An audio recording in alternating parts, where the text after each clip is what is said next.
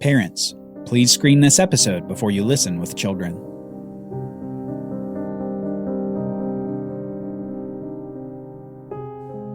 There are some moments recorded in the Bible that are just so dark that we want to skip over them. We want to purge them from our minds and escape the ramifications of these moments.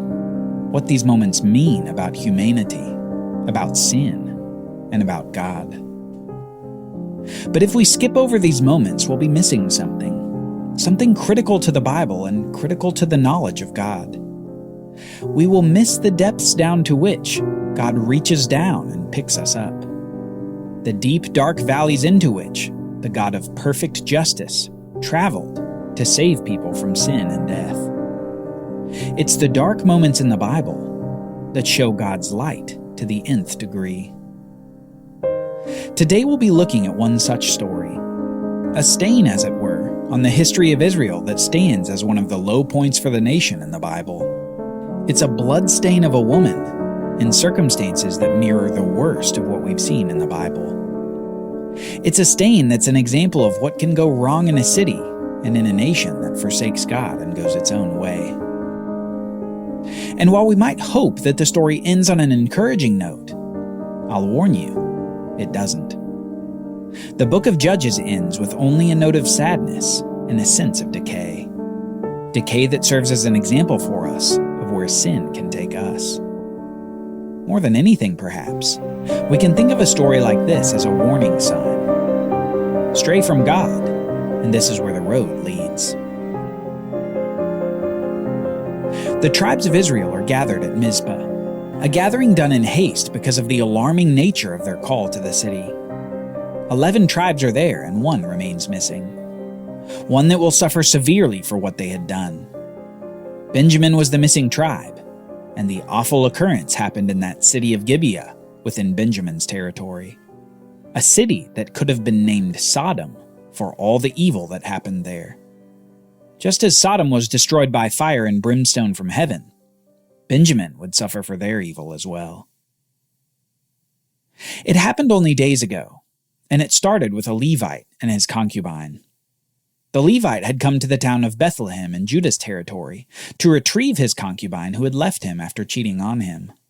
The Levite made up with her and was entertained for a few days by her and her father before they left. Now their journey back to the Levite's house was a 2-day journey, so they needed to stay somewhere overnight. They had 2 options of where to stay that were within a reasonable distance of their route.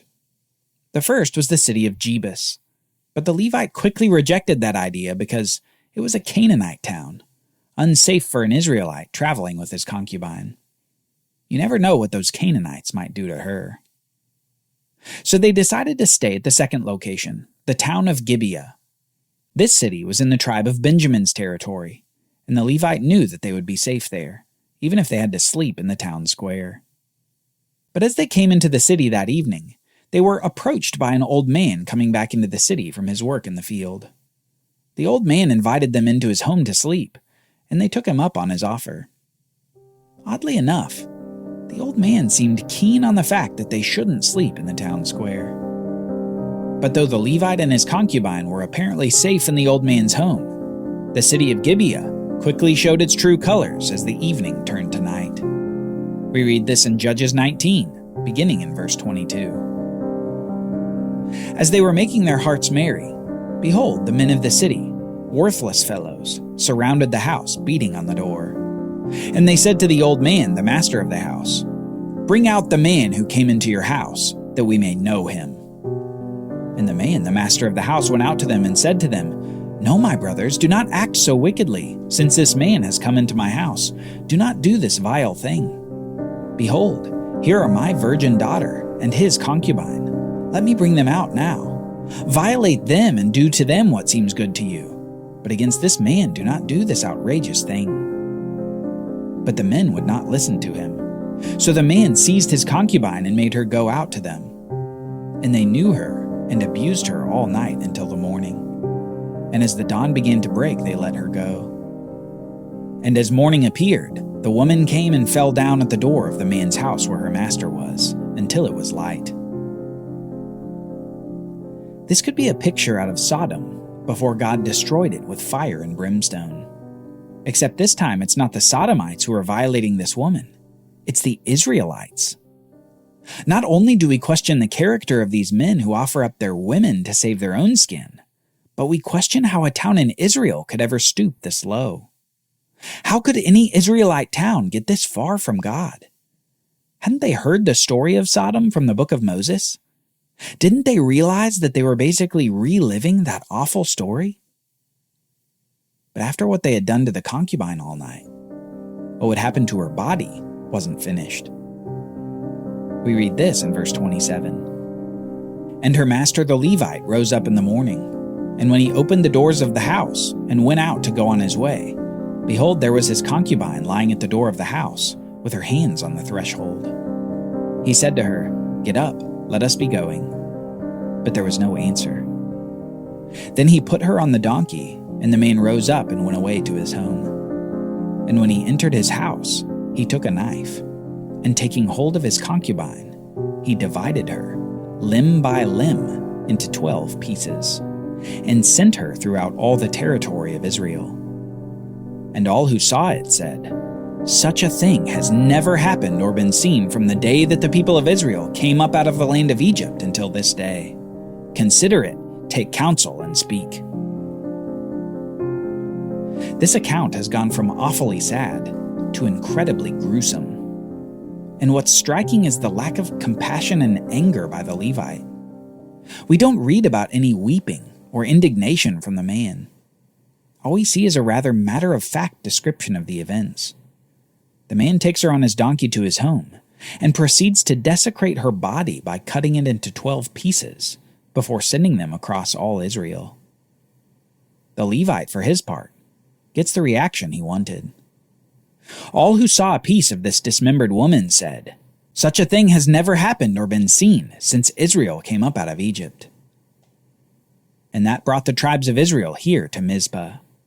The shock of the body parts effectively became a summons to war for these tribes against the awful city of Gibeah. They all gathered at Mizpah to get information from the Levite about what had happened. So after he shares what happened, the tribes begin to plan their attack on the city of Gibeah. An action like this can't go unpunished. But first, they send messengers to the tribe of Benjamin. They ask the tribe to give up these worthless men from the city of Gibeah so that they can kill them and purge this evil out of the nation. But the tribe of Benjamin wouldn't listen, and war drums begin beating. We read this in chapter 20, starting in verse 14.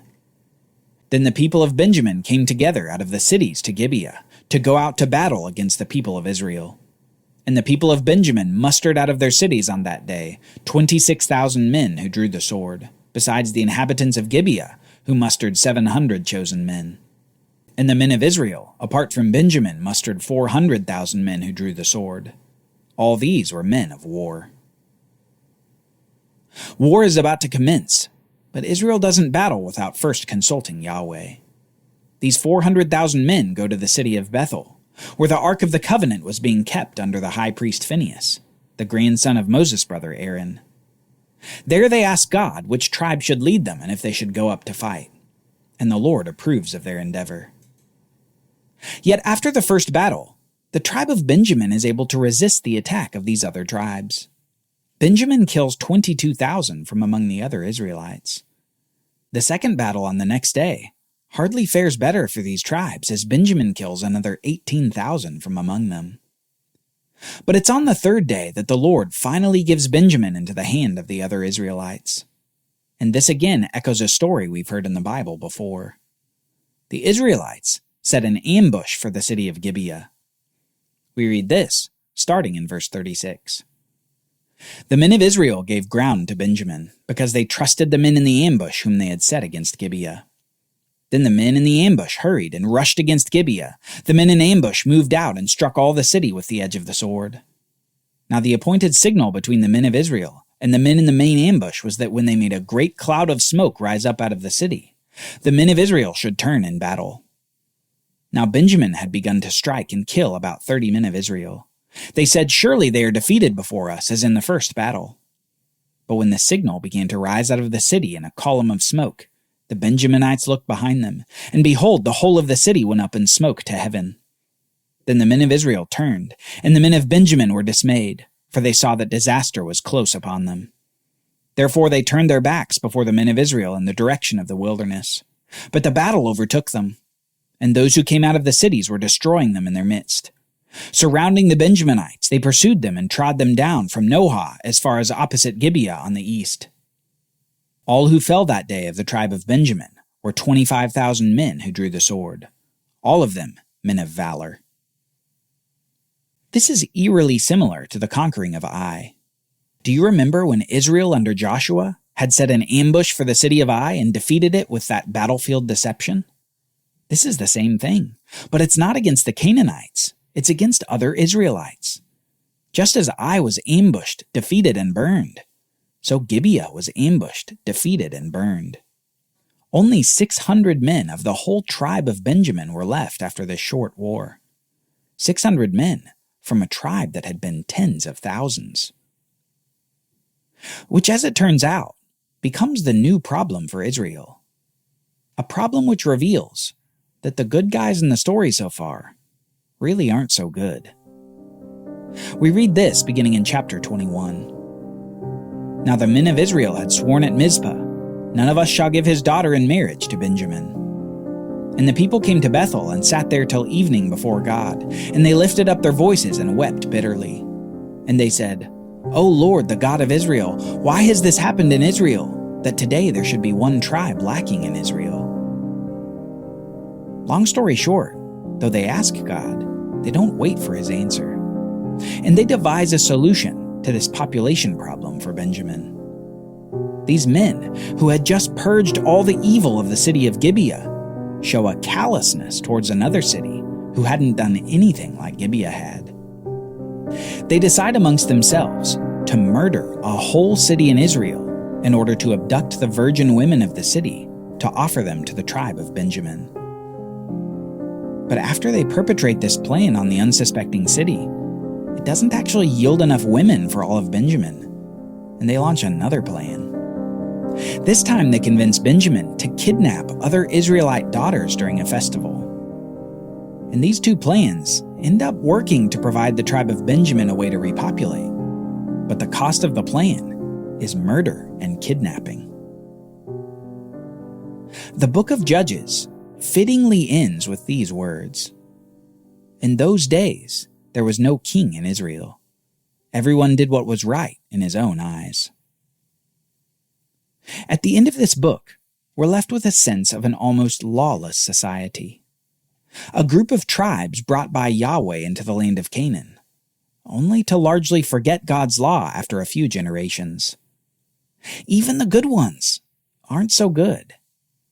Ritual has replaced worship from the heart. Saying God's name replaces following his commands. It's no wonder that the book of Judges ends with this account. In it, we're reminded of the wicked city of Sodom, defeated by fire and brimstone from God. And in it, we're reminded of Ai, the resistant Canaanite city defeated by ambush with Joshua's forces. We're supposed to see something in these callbacks. Now that they're in the land, Israel hasn't become more holy, more righteous. They haven't become this shining beacon among nations of the world. Instead, they've adopted the very things that they were to destroy in the land. They worship Baal. They build Asherah poles. They violate men and women. They sexualize worship of their pagan gods. They ignore Yahweh's laws. They hire personal priests. And they marry women of the land. They practice the very lives of those that they were to drive out of the land in the first place. If you didn't know they were Israelites, you might assume they're Canaanites.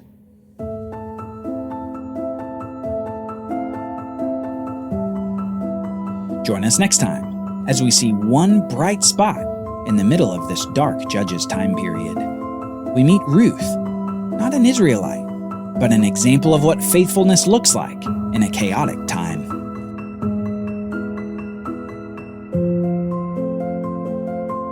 For Bible readings, reflection questions, and quizzes, don't miss the Bible Brief app. Available on iOS and Android so you can go deeper into the story.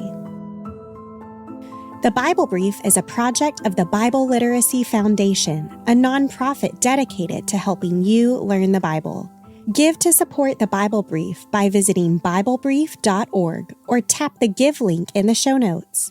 Thank you for supporting the Bible Literacy Foundation.